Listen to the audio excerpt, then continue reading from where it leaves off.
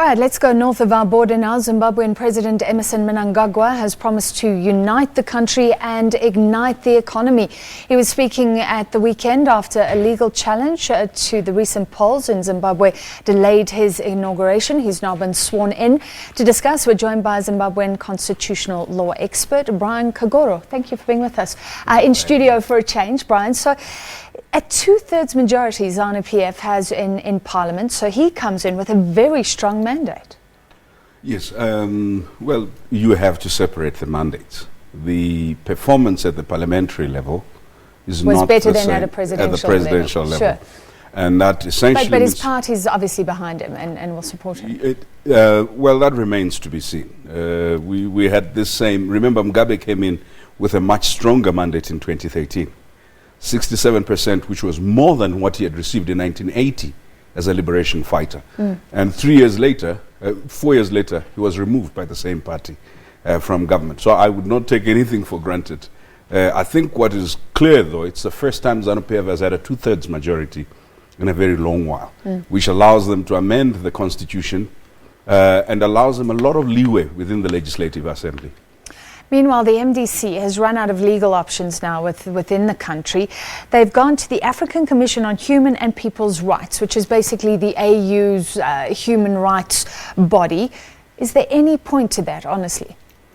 I think the contest was always largely a political one, even the presidential challenge. I think there was a belief within the opposition ranks that the Constitutional Court would not render any judgment than what it rendered.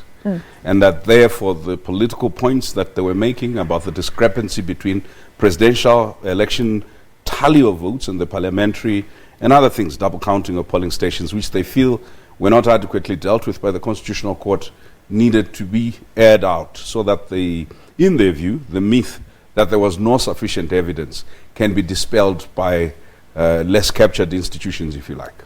So do you believe that the Constitutional Court is captured? Is an unfair arbiter here? I mean, the same judge was the one who swore in Emmerson Mnangagwa at the weekend. No, look, that is his constitutional function. I think that some of the judgments they've made are startling, and that creates a reasonable impression that when it comes to political matters, that they are hesitant to rule against the establishment.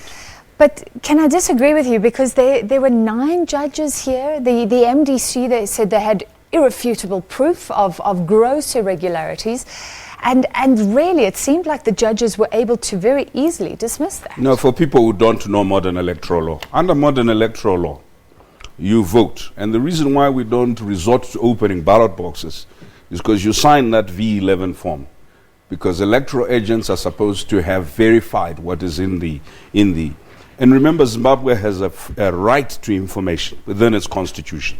So the minute there was a dispute, the minute there was even a small discrepancy under the right to information, any information in the possession of the Zimbabwe Electoral Commission ought to have been subpoenas. There was an attempt by the opposition to subpoena the servers of the Zimbabwe Electoral Commission, which was denied by the same court. And there were other attempts which would have made evidence. So how would any person in the opposition have access to information that is only in the possession of the Electoral Commission?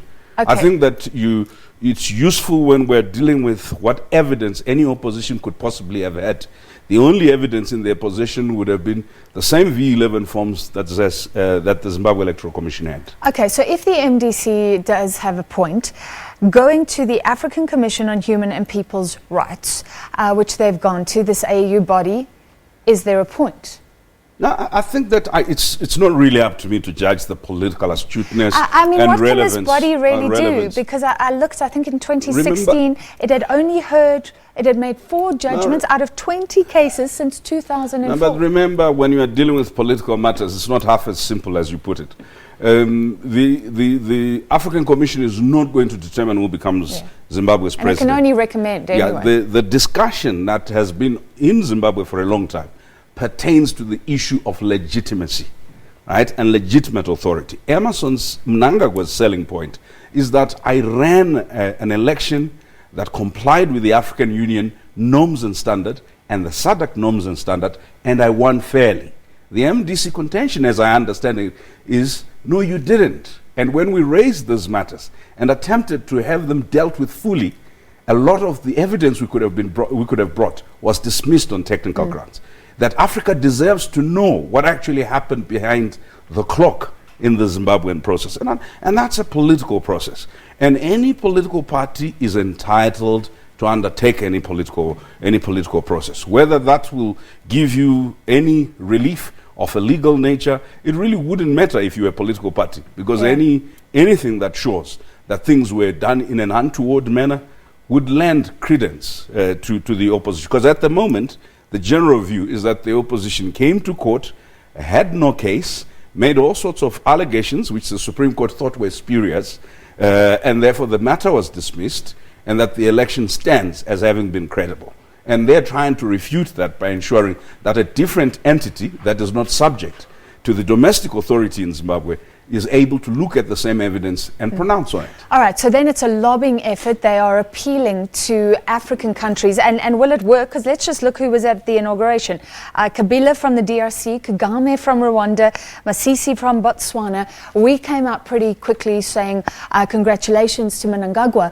Is Southern Africa uniting behind ZANU-PF and Mnangagwa in this case? I mean, attendance at an inauguration is a matter of courtesy. Let's not make too much of who attends. It's under very extraordinary circumstances that people boycott an inauguration.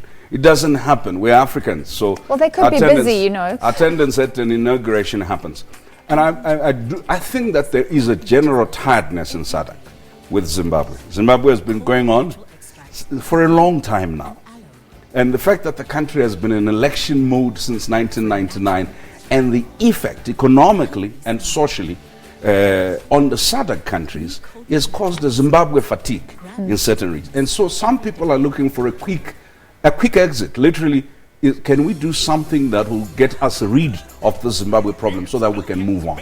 However, I mean, and this is the reality, is that with the same issues that arose in Zimbabwe arising in South Africa, around the land issue, around ownership of the economy, around radical transformation, it's going to be an issue. So then we can't read into Robert Mugabe and Grace Mugabe's daughter coming in their stead if we can't look at the attendance. No, look, I wonder why you would not. The first time his query was that no invitation had been extended. By just basic diplomatic courtesy, he didn't send a senior member of his family. He sent his daughter. So I mean, I expect that in African culture, if he hadn't, he would have been unduly spiteful and immature not to attend, whatever his views of Mnangagwa might be. As the president of the First Republic, just as a common courtesy, if you are invited, at least you respond to the invitation. All right, fascinating, and we hope to chat to you again soon. Zimbabwean constitutional law expert Brian Kagoro.